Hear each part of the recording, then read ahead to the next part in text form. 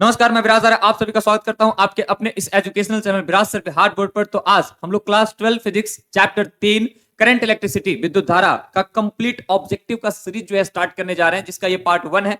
2 part आएगा, मतलब हम 80 ऑब्जेक्टिव करने वाले हैं। आज के क्लास में आप सारे बच्चों को 40 ऑब्जेक्टिव मिलेगा, जो कि काफी ज्यादा इंपॉर्टेंट है। और जो सबसे ज्यादा इंपॉर्टेंट ऑब्जेक्टिव है उसको मैंने इसी सीरीज में रखा है। बाकी इसका सेकंड वीडियो भी आएगा, लेकिन अब हम लोग स्टार्ट करते हैं अभी फिलहाल में करंट इलेक्ट्रिसिटी का ये ऑब्जेक्टिव का सेशन। आप सारे बच्चों से मैं एक बात कहना चाहूंगा कि अगर आप करंट इलेक्ट्रिसिटी पढ़ रखे हैं तो बहुत अच्छी बात है। इन सारे ऑब्जेक्टिव्स को बहुत ही शानदार, बहुत ही बेहतरीन तरीके से आप सारे बच्चे बना लीजिएगा। और आप देखिएगा कि जो क्वेश्चन नहीं बने एक आध दो उसको आप देख लीजिएगा। और अगर नहीं पढ़ रखे हैं तो आपके पास बिल्कुल पढ़ाई करने का मौका है। आप कमेंट सेक्शन में या फिर डिस्क्रिप्शन में देखेंगे या फिर आई बटन पर यहां पर देखेंगे तो आपको चलता हुआ दिखाई पड़ेगा क्लास 12 फिजिक्स चैप्टर 3 का कंप्लीट प्लेलिस्ट। या फिर आप यूट्यूब पर टाइप करिए फिजिक्स क्लास 12 चैप्टर 3 बाय विराज सर, मेरा प्लेलिस्ट आएगा जिसमें मैंने पूरे अच्छे तरीके से करंट इलेक्ट्रिसिटी को पढ़ाया है। तो आप वहां से भी पढ़ सकते हैं। लेक्चर 1 से लेकर के 12 लेक्चर मैंने खत्म किया है, वहां से आप कवर कर सकते हैं। तो चलिए हम लोग स्टार्ट करते हैं आज के इस सेशन को।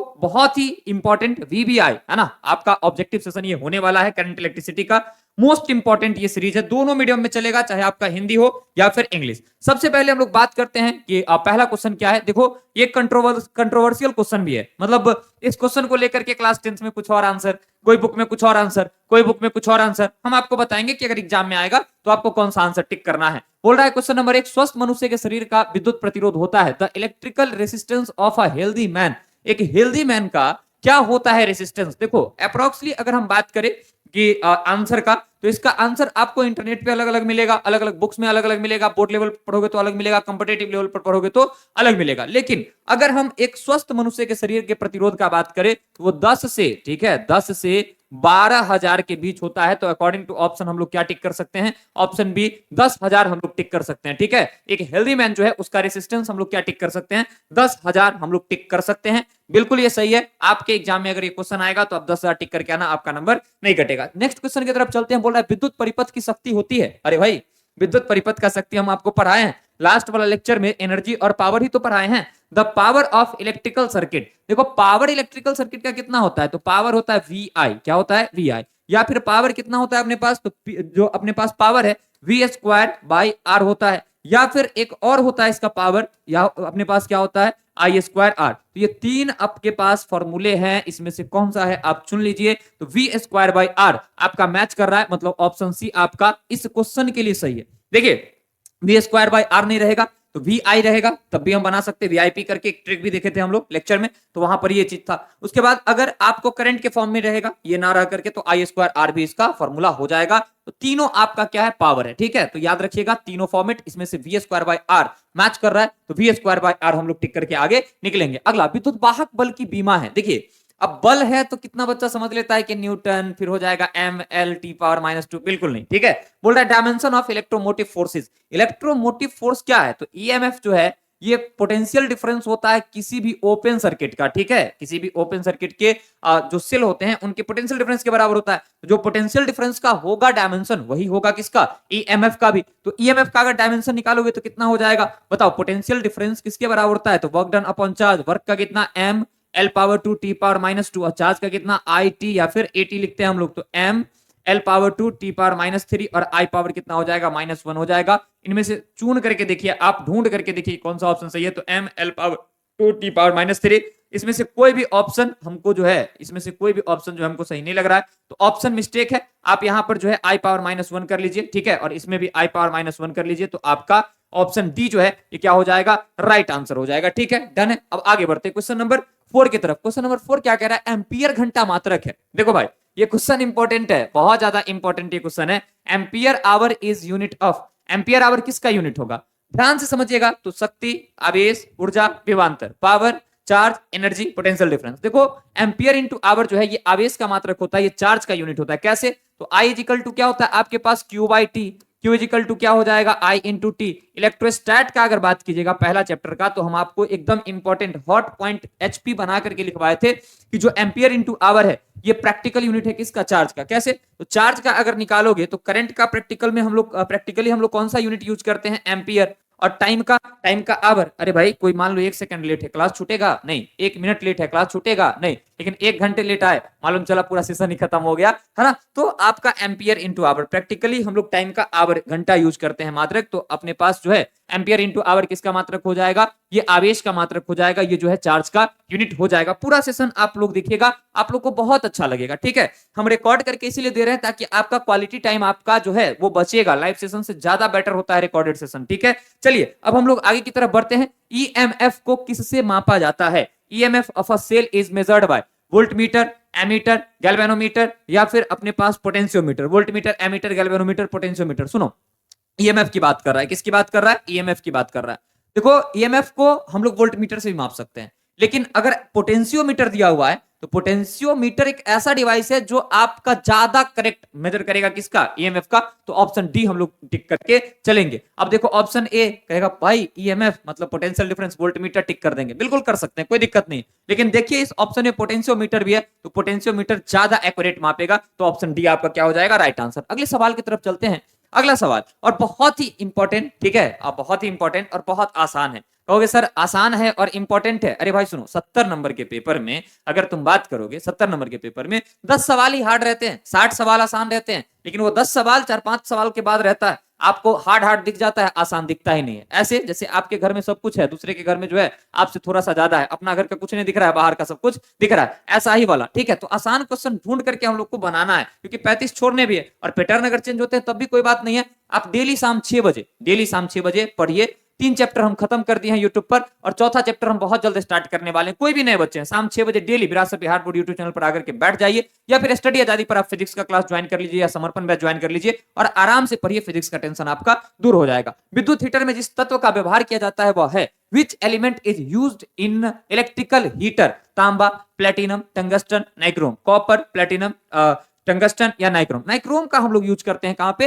विद्युत हीटर में, ठीक है। इलेक्ट्रिकल हीटर में हम लोग किसका यूज करते हैं? नाइक्रोम के वायर का हम लोग क्या करते हैं? यूज करते हैं। चलिए आगे बढ़ते हैं। ये भी देखिए सवाल, इसका ऑप्शन सेम है, ऑप्शन पिछले वाले क्वेश्चन का और इसका सेम है, बट क्वेश्चन दोनों डिफरेंट है।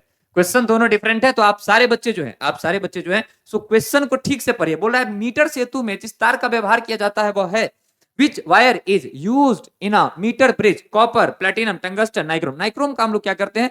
यूज करते हैं, ठीक है। तांबा, प्लेटिनम, टंगस्टन, नाइक्रोम। देखो 3 वायर हम आपको बताए थे मीटर ब्रिज जब पढ़ा रहे थे। मीटर ब्रिज आई थिंक आपका लेक्चर 10 होगा, सॉरी 11 होगा या फिर 10 होगा, यही कुछ होगा, हमको एग्जैक्ट याद नहीं है। आपको मैंने बताया ना पूरा चैप्टर पढ़ना है, फिजिक्स क्लास 12 चैप्टर 3 बाय विराज सर। चैप्टर 2 पढ़ना है, फिजिक्स क्लास 12 चैप्टर 2 बाय विराज सर। चैप्टर 1 पढ़ना है, फिजिक्स क्लास 12 चैप्टर 1 बाय विराज सर। 3 चैप्टर पढ़ाए मैंने, तीनों चैप्टर आप सर्च कीजिए, मिल जाएगा। चैप्टर 4 भी 10 दिन में खत्म हो जाएगा, वो भी आपको अवेलेबल इसी कीवर्ड के साथ हो जाएगा। ध्यान से समझिएगा, हम आपको बताए थे कि मीटर ब्रिज में जो है हम लोग नाइक्रोम का वायर यूज करते हैं, मैग्नीन यूज करते हैं, और हम लोग कॉन्स्टेंटन का वायर यूज करते हैं। तो अगर नाइक्रोम नहीं रहता, मैग्नीन रहता, वो टिक कर देते, कॉन्स्टेंटन रहता, वो टिक कर देते, तीनों रहता तो इनमें से सभी हो जाता। चलिए अब आगे बढ़ते हैं क्वेश्चन नंबर 7 की तरफ। क्वेश्चन नंबर 7 क्या कर रहा है आपको?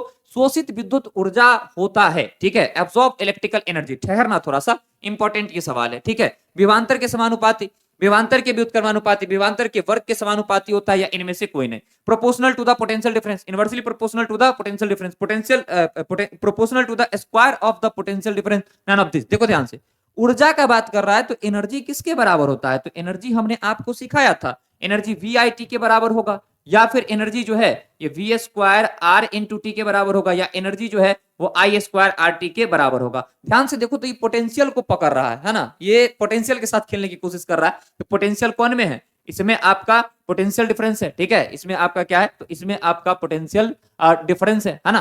तो क्या हो जाएगा अपने पास? विभवांतर के वर्ग के समानुपाती हो जाएगा, ठीक है। विभवांतर के वर्ग के क्या हो जाएगा? समानुपाती। एब्सॉर्ब वाला बोल रहा है ना, proportional to the square of the potential difference हो जाएगा, ठीक है। अब हम लोग यहां से क्या करते हैं भाई? आगे की तरफ बढ़ते हैं। व्हीट स्टोन ब्रिज से मापा जाता है, ठीक है। व्हीट स्टोन ब्रिज से मापा जाता है। Wheat stone bridge is used in measuring. Wheat stone bridge किसको मापता है? व्हीट स्टोन ब्रिज में आप देखिएगा तो R1 upon R2 is equal to R3 upon में क्या था? R4 था। 3 रेसिस्टर को आप गायब कर दो तो एक रेसिस्टर का वैल्यू निकल करके आ जाएगा। अब चाहे छोटा रेसिस्टर हो या बड़ा, उससे कोई मतलब थोड़ी है। उच्च प्रतिरोध, निम्न प्रतिरोध, उच्च तथा निम्न प्रतिरोध या विभवांतर, ये उच्च तथा निम्न दोनों को मेजर कर सकता है। अरे भाई जब व्हीट स्टोन ब्रिज बना ही है रेसिस्टेंस को मेजर करने के लिए, तो अब ज्यादा वैल्यू हो या कम वैल्यू हो उससे क्या फर्क पड़ता है? मेजर तो करेगा ना भाई। High resistance, low resistance both, high and low resistance, potential difference both, high and low resistance, दोनों को ये क्या कर सकता है बाबू लोग, मेजर कर सकता है। तो आप सारे बच्चे इन सारे क्वेश्चंस को बहुत ही अच्छे तरीके से और सिलसिलेवार ढंग से बहुत ही पैटर्न के एक तहत जो है आप बना करके रखिए। देखिए हम चैप्टर पढ़ाते हैं आपको, चैप्टर के बाद आपको इंपॉर्टेंट ऑब्जेक्टिव करवाते हैं, उसके बाद आपको पीवाईक्यू पूरा 2009 से लेकर के 25 तक क्वेश्चन करवाते हैं, उसके बाद आपको सब्जेक्टिव, सब्जेक्टिव में दोनों सवाल रहता है, पीवाईक्यू भी हम मिक्स कर देते हैं और नया भी मिक्स कर देते हैं ताकि एक ही वीडियो में आपका काम बन जाए। तो आपको 3 वीडियो तो एटलीस्ट मिल रहा है अभी चैप्टर खत्म होने के बाद, हर चैप्टर का इंपॉर्टेंट ऑब्जेक्टिव, पीवाईक्यू जिसमें मैं 2009 से लेकर के 25 तक जो है सारे सवालों को करवाता हूं, और उसके बाद सब्जेक्टिव। तो इसका आप क्या करना, आपको क्या करना है कि जैसे ही चैप्टर खत्म हुआ तो ये तीनों वीडियो का नोट्स आपको उसी चैप्टर के उसी कॉपी के नोटबुक के लास्ट में आपको लिख लेना है, ताकि आप सारे बच्चों को रिवीजन करने में कोई दिक्कत, कोई परेशानी ना हो। अगले सवाल की तरफ बढ़ते हैं, क्वेश्चन नंबर 9, किरचॉफ का प्रथम नियम किसके संरक्षण का पालन करता है? Kirchhoff first law of conservation of, देखो ध्यान से, charge, energy, momentum, angular momentum. देखो आवेश, ऊर्जा, संवेग या फिर कोणीय, है ना, संवेग। प्रथम नियम को हम लोग केसीएल कहते हैं, दूसरे को क्या कहते हैं? KVL. KCL conservation of charge को फॉलो करता है, ठीक है, और केवीएल जो है ये कंजर्वेशन ऑफ एनर्जी को फॉलो करता है। देखो भाई ध्यान से, KCL Kirchhoff's current law, KVL मतलब किरचॉफ वोल्टेज लॉ, वोल्टेज मतलब वर्क, वर्क मतलब एनर्जी। तो ध्यान से समझिएगा, किरचॉफ का पहला नियम बोल रहा है, तो किरचॉफ का पहला नियम आवेश के संरक्षण का सिद्धांत का पालन करता है, तो ऑप्शन ए आपका क्या होगा? राइट हो जाएगा। और हमने आपको बताया था summation of Q in is equal to summation of Q out, और वहां पर अगर क्यू आई टी रखे तो समेशन of Q in is equal to summation of Q आउट भी हो जाता है। ये कंजर्वेशन ऑफ चार्ज को क्या करता है बाबू लोग? फॉलो करता है। नेक्स्ट हम लोग 10 नंबर सवाल पर आते हैं, किरचॉफ का द्वितीय नियम किसके संरक्षण का पालन करता है? Kirchhoff second law of conservation of energy. अभी जस्ट बताया मैंने, केवीएल किसको फॉलो करेगा? तो केवीएल जो है ये कंजर्वेशन ऑफ एनर्जी को फॉलो करेगा। चलिए अब आगे बढ़ते हैं और क्वेश्चन नंबर 11 पर हम लोग आते हैं।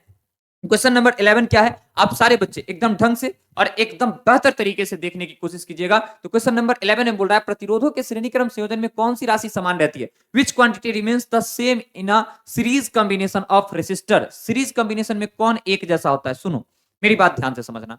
अगर हम बात करें कॉम्बिनेशन का, क्योंकि इस पर 4 सवाल अभी बनेंगे, ठीक है, सीरीज का अगर हम लोग बात करें, ठीक है, या फिर हम पैरेलल का बात करें, ठीक है, किसका बात करें? पैरेलल की बात करें। सीरीज कॉम्बिनेशन में करंट क्या होता है बाबू लोग? सेम होता है, ठीक है, सीरीज कॉम्बिनेशन में करंट जो है वो क्या होता है? सेम होता है, और पोटेंशियल डिफरेंस जो है ये क्या होता है? डिफरेंट होता है, ठीक। और पैरेलल में इसका जस्ट उल्टा, करंट जो है वो क्या हो जाएगा? डिफरेंट हो जाएगा आपका, ठीक है, और पोटेंशियल डिफरेंस जो है वो क्या हो जाएगा? सेम हो जाएगा। क्या बोल रहा है कि श्रेणी क्रम संयोजन में कौन सी राशि समान रहती है? तो आवेश एक समान रहता है, ठीक है, आवेश चार्ज जो है वो क्या रहेगा? सेम रहेगा। तो यहां से हम लोग जो है सो चार्ज को क्या कर सकते हैं? टिक कर सकते हैं। हालांकि ध्यान से अगर आप समझिएगा, ठीक है, तो यहाँ पे करंट होना चाहिए, ठीक है, यहाँ पे क्या होना चाहिए?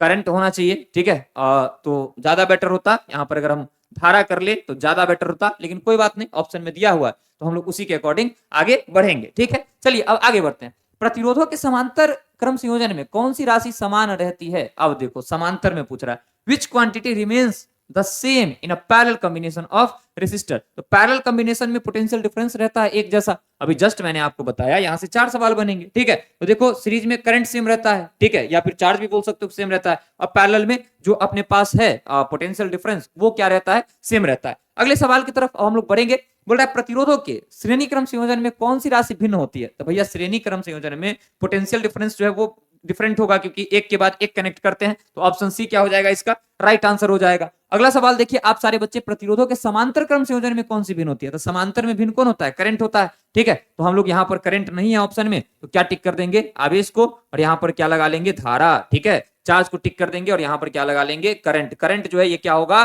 पैरेलल कॉम्बिनेशन में डिफरेंट होगा। तो ये 4 बनते हैं, और मैंने बोला ना इंपॉर्टेंट सेशन है ये, तो बहुत सारे सवाल ऐसे आपके सामने अभी आएंगे जो आप सारे बच्चों को सिर्फ और सिर्फ ऑब्जेक्टिव बनाना नहीं सिखाएगा, आपको ये भी बताएगा कि कहां पर बच्चे मिस्टेक करते हैं, और उन मिस्टेक्स को अगर नहीं करना है तो इस वीडियो को पूरा अंत तक आप लोग देखिए। और मैं क्या बोल रहा हूं, है ना, लाइव सेशन नहीं है, ये रिकॉर्डेड है, तो यहाँ पर टाइम तो आपका भर भर के बचना है। चलिए अब आगे बढ़ते हैं। किसी चालक का विशिष्ट प्रतिरोध बढ़ता है, the specific resistance of a conductor increase with. अब ध्यान से समझो, किसी चालक मतलब चालक फिक्स कर दिया है, तो विशिष्ट प्रतिरोध रो किसके बराबर होता है? R A by L। अब लोगों को लगता है कि क्षेत्रफल पर भी निर्भर करेगा, और लंबाई पर भी निर्भर करेगा, करेगा नहीं। क्यों? क्योंकि बोल रहा है किसी चालक का, चालक फिक्स कर दिया, तो मटेरियल को अगर फिक्स कर देंगे तो टेम्परेचर ही एक ऐसा होता है जो स्पेसिफिक रेसिस्टेंस को वेरी करवा सकता है। तो ऑप्शन ए आपका क्या होगा, राइट हो जाएगा, इंक्रीज ऑफ टेम्परेचर। अब आपके मन में सवाल होगा अनुप्रस्थ काट के क्षेत्रफल के बढ़ने से सर ये बढ़ेगा तो ये भी बढ़ेगा, दोनों प्रोपोर्शनल है। नहीं, ये आंसर कतई सही नहीं है और ये भी आंसर कतई सही नहीं है। हाँ, इसको गलत कर रहे हैं। क्यों? क्योंकि जब हम चालक को निर्धारित कर देंगे, ठीक है, तो स्पेसिफिक रेसिस्टेंस क्या है, मटेरियल का प्रॉपर्टी है। और ये अगर मटेरियल का प्रॉपर्टी है तो जाहिर सी बात है ना, अगर ये मटेरियल का प्रॉपर्टी है तो जाहिर सी बात है उसका लेंथ बदलो, उसका तुम जो है सो एरिया बदलो, क्रॉस सेक्शनल एरिया बदलो, उससे कोई भी उसको फर्क पड़ने वाला नहीं है। अगला जो लेक्चर होगा ना उसमें और डिटेल में जाएंगे। ताप बढ़ने पर चालक का प्रतिरोध पर क्या प्रभाव पड़ता है, ताप बढ़ने पर जो अर्चालक का प्रतिरोध है उस पर क्या प्रभाव पड़ता है, चालक का ताप गुणांक क्या होता है, अचालक का ताप गुणांक क्या होता है, अर्चालक का ताप गुणांक क्या होता है, इन सारी चीजों पर हम लोग डिस्कशन करेंगे, लेकिन वो पार्ट 2 में। अभी हम लोग पहले वीडियो को डिजाइन ही वैसे कर रहे हैं कि आप सारे बच्चे एकदम जो आपके लिए परफेक्ट ऑब्जेक्टिव बनेगा वही आप सारे बच्चों को मिले। अगला सवाल, किसी चालक के संवहन वेग वीडी तथा आरोपित विद्युत क्षेत्र ई के बीच संबंध है। The drift velocity VD and applied electric field E of a conductor are related as. देखो, ड्रिफ्ट वेलोसिटी का फॉर्मूला क्या पढ़ाए थे आप लोग को, ई टाउ बाय एम। तो यहां से ड्रिफ्ट वेलोसिटी किसके इक्वल हो जाएगा, तो भाई ड्रिफ्ट वेलोसिटी जो है ये प्रोपोर्शनल हो जाएगा किसके, इलेक्ट्रिक फील्ड के। और जब हम पढ़ा रहे थे चैप्टर तो पहला या दूसरा क्लास में हम आपको बोले थे, आई थिंक दूसरा क्लास में आप लोग को बोले होंगे, ठीक है, जहां पर करंट डेंसिटी और ड्रिफ्ट वेलोसिटी आप लोग को पढ़ा रहे थे कि ऑब्जेक्टिव पूछता है। देखिए यहां पर जो है ऑब्जेक्टिव बना हुआ है, तो यहाँ ड्रिफ्ट वेलोसिटी जो है किसके डायरेक्टली प्रोपोर्शनल होगा,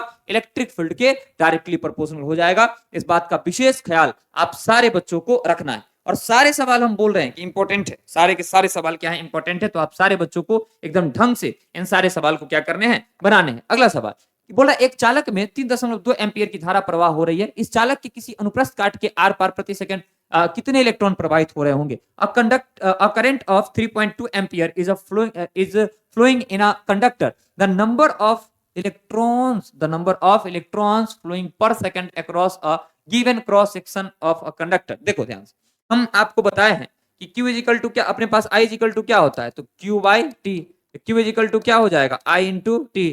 तो Q इजिकल टू NE भी लिख सकते हैं, तो NE equal to I T, ठीक है। तो यहां से नंबर ऑफ इलेक्ट्रॉन निकालना है तो आई टी अपॉन में क्या लिखेंगे, E।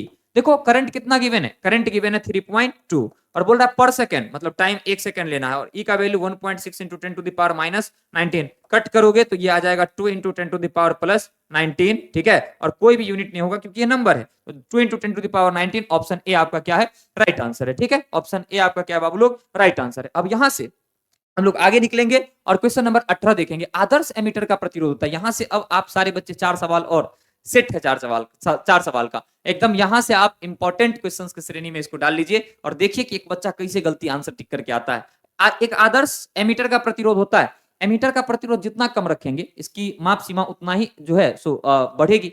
अरे भाई जितना कम प्रतिरोध रखेंगे ये उतना बेहतर, उतना सुंदर ये माप करके देगा, उतना शुद्ध माप करके देगा। इसके मेजरमेंट का, रीडिंग का एक्यूरेसी तब बढ़ जाता है जब रेसिस्टेंस आप लेस रखते हैं। तो आइडियल कंडीशन का बात कर रहा है तो सबसे कम कितना कर सकते हैं, 0 कर सकते हैं, तो ऑप्शन ए आपका 0 होगा। The resistance of ideal ammeter is कितना, 0। इसका पीडीएफ में मिलेगा, आप टेंशन नहीं लीजिए, हम लास्ट में बता देंगे पीडीएफ कहां पर मिलेगा। अब आगे देखिए, आदर्श वोल्टमीटर का प्रतिरोध होता है, उसका उल्टा कर दो। वोल्टमीटर तब बेहतर मापेगा जब उसका प्रतिरोध बहुत ज्यादा हो, तो आदर्श वोल्टमीटर मतलब क्या, सबसे ज्यादा कितना कर सकते हो, तो अनंत कर सकते हैं, तो क्या हो जाएगा, ऑप्शन डी आपका right answer, the resistance of ideal voltmeter. बच्चा फंस जाता है यहाँ पर, बच्चा फंस जाता है यहाँ पर। क्वेश्चन क्या है, एमीटर का प्रतिरोध होता है। अब तो रटले है, एमीटर रहेगा तो 0 टिक करेंगे, एमीटर रहेगा तो 0 टिक करेंगे, करो 0 टिक, है ना।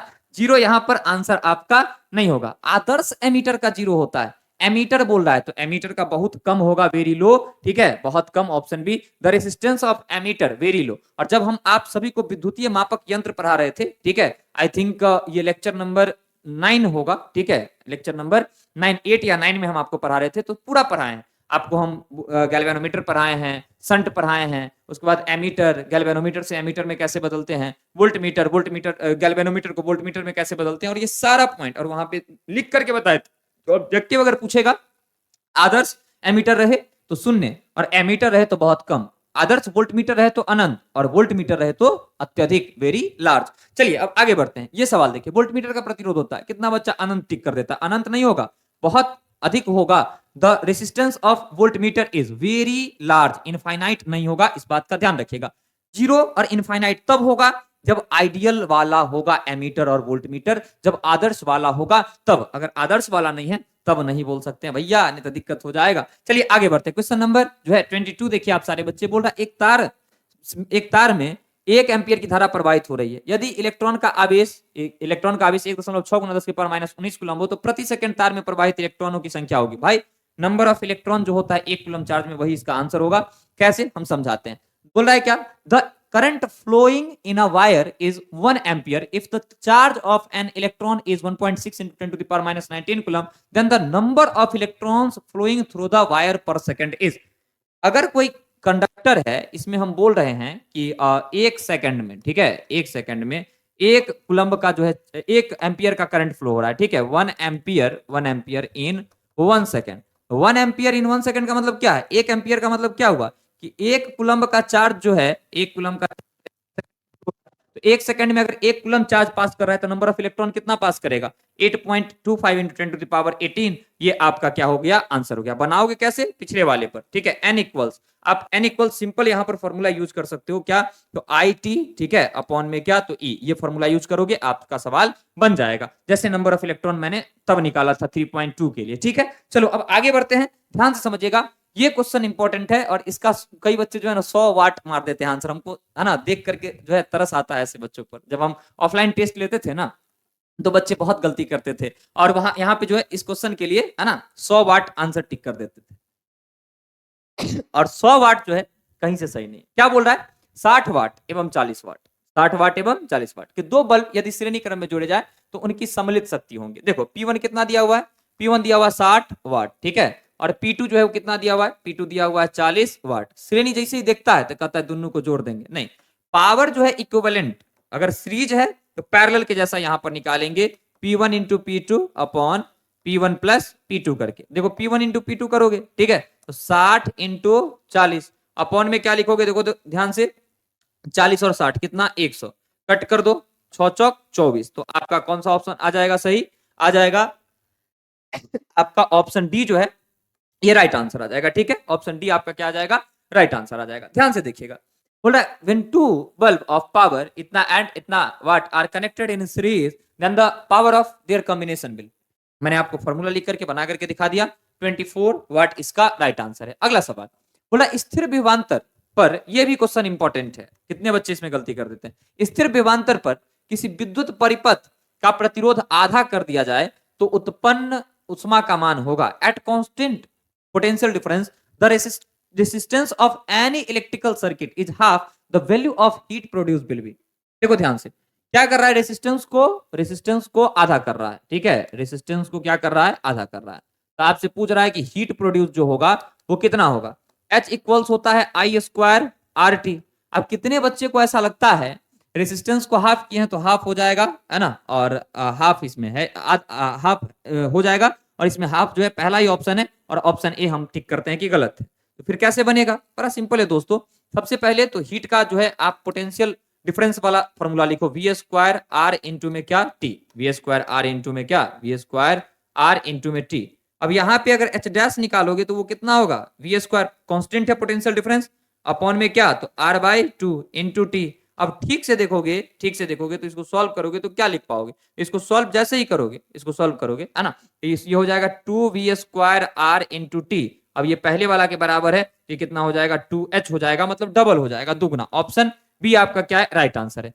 सिर्फ और सिर्फ इस वाले कंडीशन की वजह से हमको इतना करना पड़ा, और कई बच्चे यहाँ पे हाफ टिक कर देते हैं जो कि गलत है, आप लोग को नहीं करना। आगे ये भी क्वेश्चन इंटरेस्टिंग है, ठीक है। देखो जैसे जैसे हम लोग जो है ना ज्यादा क्वेश्चन पर चले जाते हैं, जैसे जैसे हम लोग जो है सो मतलब गहराइयों में जाते हैं, है ना, क्वेश्चन के, ठीक है, तो वो हमको समझाता है कि भाई मुझे देख के टिक मत करना, मुझे बनाना, मुझे समझना, मुझे परखना, ठीक है, मुझे जज मत करना, तुम देखो और आंसर बता दो, ऐसे मेरे साथ मत करना।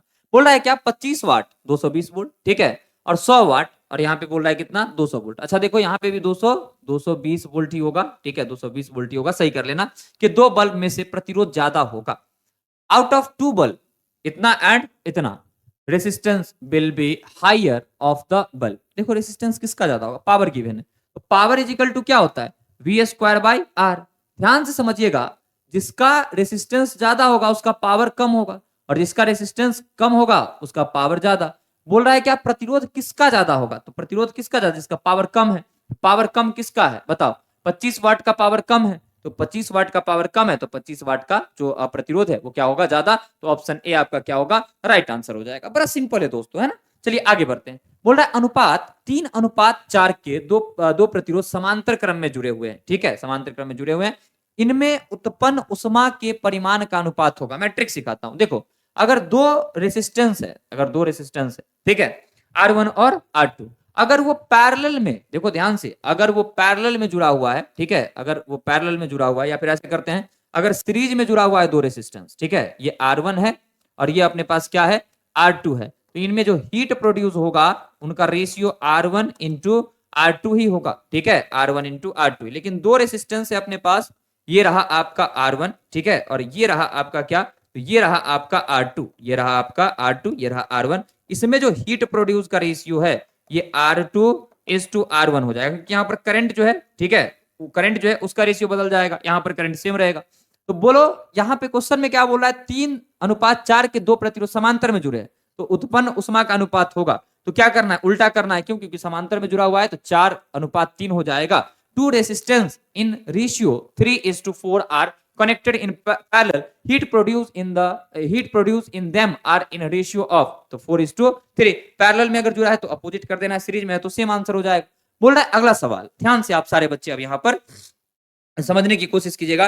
अगला सवाल क्या कह रहा है, बोल रहा है क्या कि चित्र में धारा I का मान होगा, किरचॉफ फर्स्ट लॉ पर क्वेश्चन है, किरचॉफ के पहले नियम पर ये क्या है, सवाल है। बड़ा सिंपल है दोस्तों, the value of current I in the figure is, अरे भाई ठीक से देखोगे तो देखो यहाँ पे, इधर से आया 4, इधर से आया कितना 20, इधर से आया 8, इधर से जा रहा है 16। अच्छा, इधर से 20 आया, इधर से 4 गया, इधर से 8 पास किया, इधर इससे क्या मतलब है, यहाँ इसको पकड़ लो, इस जंक्शन को, यहाँ से 16 आया, 8 चला गया, तो इधर से कितना जाएगा, 8 एम्पियर का करंट जाएगा। कितना जाएगा, 8 एम्पियर का। तो कौन सा ऑप्शन सी हो जाएगा आपका, ऑप्शन ए आपका क्या होगा, राइट आंसर हो जाएगा। ठीक है, चलिए अब आगे बढ़ते हैं। किलो है ना, किलो घंटा मात्रक है। अच्छा, किलो घंटा यहाँ पर बोल रहा है कि मात्रक है, किलो वाट घंटा होगा, ठीक है, किलो वाट घंटा मात्रक है। Kilo watt hour is unit of, कितने बच्चे वाट देख करके टिक कर देते हैं, पावर नहीं होगा भाई, विद्युत ऊर्जा का यह मात्रक है। क्यों विद्युत ऊर्जा का यह मात्रक है, तो ध्यान से समझिएगा, पावर बराबर क्या होता है, तो भाई वर्क डन अपॉन टाइम। तो वर्क डन बराबर क्या होगा, पावर इंटू टाइम। पावर का क्या होगा, वाट हो जाता है, ठीक है, और टाइम का क्या हो जाता है, सेकंड।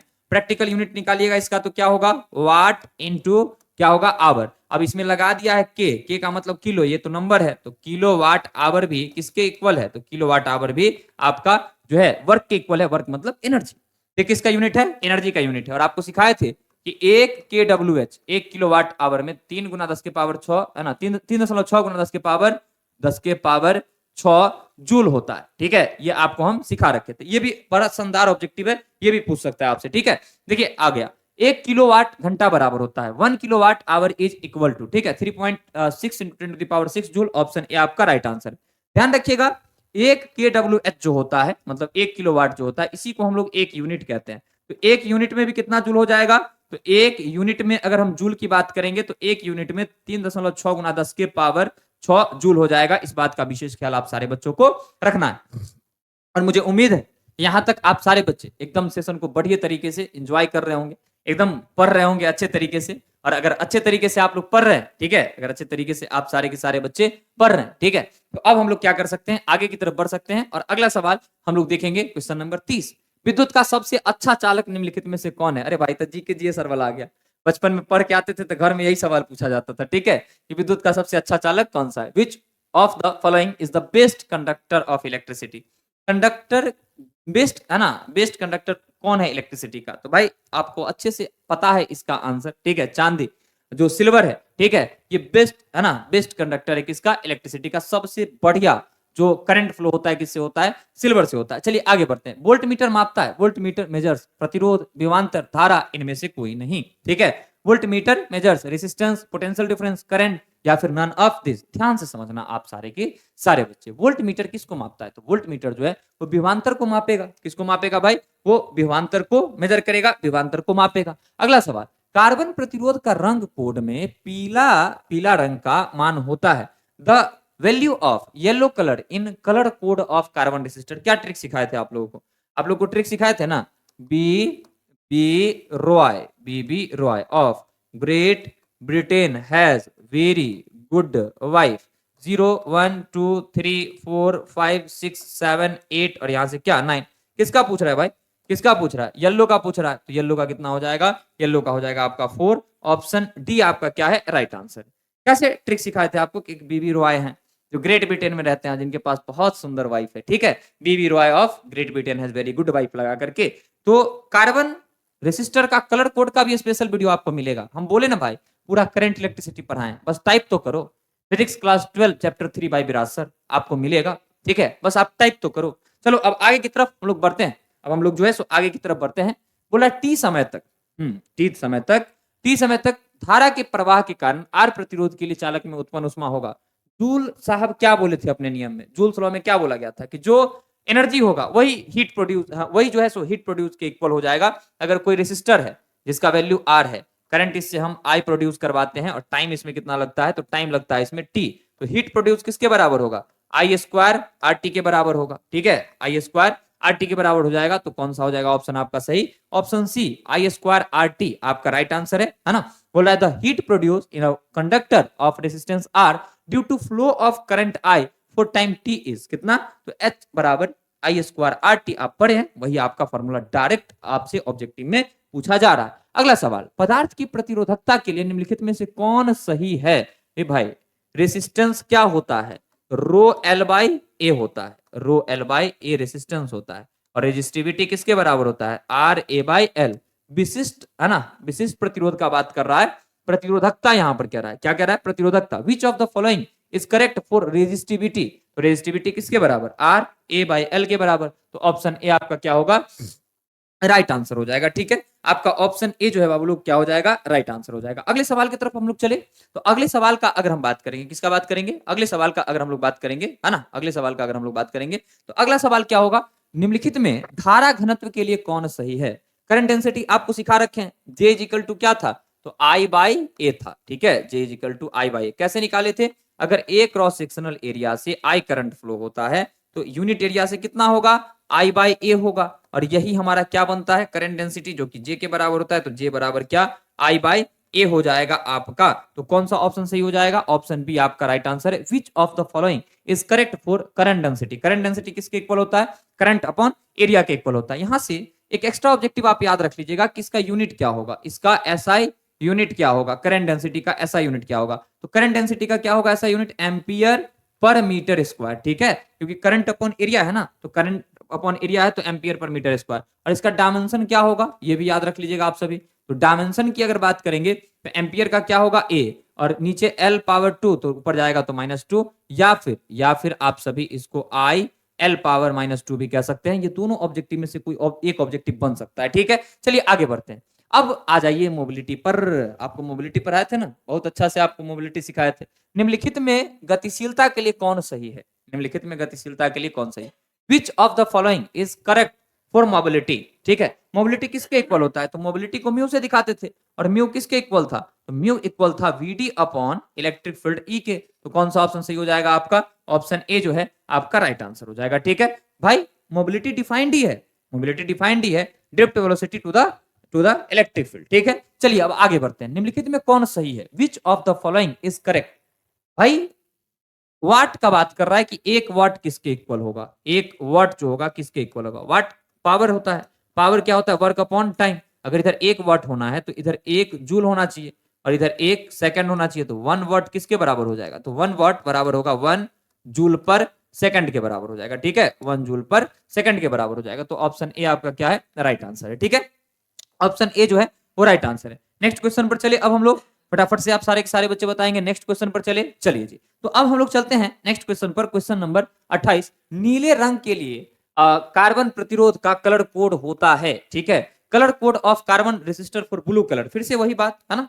हम लोग ट्रिक लिखेंगे क्या, तो ट्रिक क्या था, बीबी रॉय ऑफ में कोई भी कलर नहीं आता था, BB Roy of Great Britain has में भी कोई कलर नहीं था, है ना, BB Roy of Great Britain has very good wife, ठीक है, वेरी गुड वाइफ, यही ट्रिक था ना। तो इसमें किसका पूछ रहा है, तो पूछ रहा है आपसे नीले कलर का पूछ रहा है, ठीक है भाई, ब्लू कलर का पूछ रहा है, 3 को बी आ गया, ठीक है। अब इसको याद रखने का ट्रिक बताए थे, बोले थे जब भी फंसो बीबी रॉय वाला में तो हमको देख लेना, हमें बताओ सबसे ऊपर कौन सा कलर है, ब्लैक, ठीक है। शर्ट उस दिन उसके बाद बी से क्या होगा, ब्राउन, स्किन देखो ब्राउन, शर्ट उस दिन कौन सा कलर का पहन के आए थे, ब्लू कलर का, तो बताओ कौन सा, है ना, ब्लू होगा, तो तीसरे नंबर वाला, तो तीसरा नंबर वाला क्या होगा, 0 1 2 3 4 5 और यहाँ 6, तो ऑप्शन 6 है ना, ऑप्शन डी जो है मतलब 6 जो है आपका ये होगा कलर कोड होगा किसका, कार्बन रेसिस्टर का, किसके लिए, नीले कलर के लिए, फॉर ब्लू कलर, है ना, colour code of carbon resistor is 6, ठीक है। चलिए अब आगे बढ़ते हैं, क्वेश्चन नंबर 39। अब सारे बच्चे देखिए, बोल रहे 10 एम्पियर की धारा 1 से 10 सेकंड तक प्रवाहित होती है, यदि तार का विभवांतर 15 वोल्ट हो तो किया गया कार्य होगा। अरे भाई कार्य का मतलब क्या, आवेश, और गुना में क्या लिखेंगे, यहां से विभवांतर लिख देंगे। आवेश नहीं पता है तो कैसे निकालेंगे, तो आवेश निकालेंगे आई इंटू टी करके, आई कितना है 10 एम्पियर, टाइम कितना लग रहा है 10, तो ये कितना हो जाएगा 100। अब देखो यहाँ से वर्क डन बराबर 100 आ गया चार्ज, 100 कूलम का चार्ज है, और पोटेंशियल डिफरेंस कितना है 15, तो कितना हो जाएगा वर्क डन, ये हो जाएगा 15, है ना, 1500, ये हो जाएगा अपने पास कितना, ये हो जाएगा अपने पास 1500 जूल हो जाएगा, ठीक है। तो ये आ गया आपका आंसर 1500 जूल, ऑप्शन सी आपका क्या है, राइट आंसर है, ठीक है, ऑप्शन सी आपका राइट आंसर है ना। बोला था ना, अ current of 10 ampere flow in a wire for 10 second if potential difference across the wire of across the wire is 15 volt, the work done will be, ठीक है, कितना, तो अपने पास आ गया 1500 जूल। लास्ट सवाल आज का, जब किसी एमीटर को संट किया जाता है तब इसका परिपथ का कुल शक्ति, देखो कुल शक्ति जो है वो घट जाएगा, है ना, when an ammeter is shunted the total resistance of the circuit is decreases. अब देखो यहीं पर अगर रहता कि माप सीमा तो बढ़ जाता, कई टीचर्स गलती कर देते हैं इसमें, ऐसा नहीं कि उनको नहीं आता है, उनको आता है, जल्दीबाजी में एमीटर को संट किया जाता है, माप सीमा जो है बढ़ जाता है, ammeter when an ammeter is shunted its measuring range is increases, तो दिमाग में पैटर्न बैठ गया है, ये संटेड इंक्रीजेस, है ना, संट किया जाता है बढ़ता है, अरे भाई बढ़ता है तब जब यहाँ पर रहता इसकी माप सीमा कुल प्रतिरोध, तो कुल प्रतिरोध जो है एमीटर को संट करेंगे तो क्या बन जाएगा, वो एमीटर को अगर हम संट करेंगे, है ना, तो क्या बन जाएगा अपने पास, जो टोटल रेसिस्टेंस होगा एमीटर का वो कितना हो जाएगा, तो जीएस अपॉन जी प्लस एस। संट करने का मतलब क्या है कि इसके पैरेलल में आप जो है एक रेसिस्टेंस लगाएंगे, अब पैरेलल में अगर रेसिस्टेंस लगाएंगे तो इसका जो रेसिस्टेंस है वो क्या करेगा, डिक्रीज करेगा या इंक्रीज, डिक्रीज करेगा, पैरेलल कॉम्बिनेशन में रेसिस्टेंस डिक्रीज करता है ना। चलिए ये हो गया, बाकी हम आप सारे बच्चों को यही बोलना चाहेंगे, अगर आप बिहार बोर्ड से पढ़ रहे हैं, आपका हिंदी मीडियम है या फिर आप इंग्लिश मीडियम है, हम लोगों के पास हिंदी और इंग्लिश दोनों मीडियम के स्पेशल बैचेज अवेलेबल हैं, टॉप फैकल्टी के साथ, है ना, हर सब्जेक्ट पढ़ाया जाता है, चाहे वो फिजिक्स हो, चाहे वो केमिस्ट्री हो, चाहे वो मैथ्स हो, चाहे वो बायो हो, चाहे वो इंग्लिश हो, चाहे वो हिंदी हो, सारे के सारे टॉप मोस्ट फैकल्टी जो है ना, टॉप मोस्ट फैकल्टी जो है वो आपको पढ़ाएंगे, टॉप मोस्ट फैकल्टी जो है आप सारे बच्चों को पढ़ाएंगे जिनके पास ऑफलाइन और ऑनलाइन दोनों का एक्सपीरियंस है, ठीक है, और एक अच्छा खासा एक्सपीरियंस है, अगर आप चाहते हैं तो आप ज्वाइन कर सकते हैं बच्चे समर्पण बैच, ठीक है। ये रहा हम लोगों का समर्पण बैच हिंदी मीडियम का, और ये रहा हम लोग का समर्पण बैच इंग्लिश मीडियम का। अगर आपका हिंदी मीडियम है, ठीक है, अगर आपका हिंदी मीडियम है तो आपको फी 1 साल के लिए 2499 लगता है, और अगर आपका इंग्लिश मीडियम है तो आपको फी जो है वो लगता है कितना, वो लगता है आपको 2999 लगता है 1 साल के लिए। लेकिन अगर इस वीडियो को आप पूरा देखें, ठीक है, इस वीडियो को पूरा देखें, ठीक है, तो आप सबको हम एक स्पेशल ऑफर देते हैं, आप सारे बच्चों को एक स्पेशल ऑफर देते हैं, प्लीज आप जो बच्चे हैं यहीं पर बात खत्म कर दीजिएगा, विशेष हल्ला नहीं उड़ाना है, क्योंकि जो बच्चे लास्ट तक पढ़े हैं उनके लिए कुछ ना कुछ सरप्राइज, कुछ ना कुछ गिफ्ट मिलना चाहिए। इसको आप कट कर दीजिए, ठीक है, आप इस नंबर पर कॉल कीजिए, ठीक है, कॉल नहीं कीजिए, आप व्हाट्सएप मैसेज कीजिए 8789467739, ठीक है, आप इस नंबर पर क्या कर सकते हैं बच्चे, व्हाट्सएप मैसेज कर सकते हैं, ठीक है। आपको ये जो बैच है ये प्रोवाइड हो जाएगा कितने में, 1999 में, ऑल सब्जेक्ट का, ठीक है, ऑल सब्जेक्ट का पूरे 1 साल के लिए आपके एग्जाम तक के लिए, ठीक है। और जो इंग्लिश मीडियम वाले बच्चे हैं वो भी इसको कट कर दीजिए, वही वो भी सेम काम कीजिए, चाहे आप इस बैच में हैं या फिर आपको ये बैच लेना है, आप कॉल करिए, ठीक है। 1999 में आपको हम बैच प्रोवाइड कर देंगे ऑल सब्जेक्ट का, ठीक है। आप व्हाट्सएप पर मैसेज कीजिए और वहां पे कहिए कि विराज सर बोले हैं कि 1999 में बैच मिल जाएगा। आपको टीम एक बार भी आपसे कोई क्वेश्चन आंसर नहीं करेगा और ये सिर्फ और सिर्फ है ना आपके डेडिकेशन के लिए बच्चा। अगर यहां तक अगर आप पढ़े हैं, आप में कोई जल्दीबाजी, देखो आगे बहुत ज्यादा कौन बढ़ता है पता है, जिसमें स्थिरता हो, है ना।